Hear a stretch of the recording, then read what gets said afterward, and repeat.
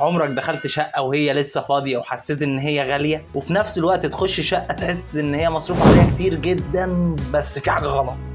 هنا الموضوع مش سعر خاماته بس، الموضوع اكبر من كده بكتير، ودي حاجة اسمها فيجوال كومفورت، يعني راحة العين. ودي حاجة اغلب الناس للاسف بتكتشفها بعد ما بتخلص تشطيب. يعني مثلا في ناس بتعمل ايه؟ تعمل لك 3 انواع ارضيات، تحط لك 4 الوان خشب، وتعمل لك جبسون بورد عامل زي خريطة المترو، وفي الاخر تقول لك انا حاسس كده ان الشقة مخنوقة.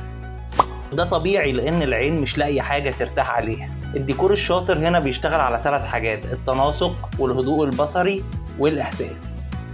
احساس نعم. وده برضو نفس الكلام اللي بيخلي اوضة الفندق بتبقى باينة ان هي افخم من شقتك اللي بيبقى مصروف عليها اضعاف.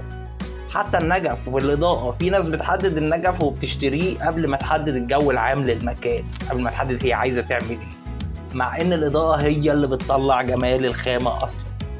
مثلا يعني الرخام الوحش ممكن يبان احلى بكتير باضاءة مظبوطة، ورخام حلو جدا ممكن يبان وحش عشان الاضاءة اللي عليه وحشة. الفخامة هي انك تعرف تحط ايه فين، مش انك تحط كل حاجة على اي حاجة. دي التانية وصفة الشكشوكة، مش في التشطيبات، مش في الديكور. سلام.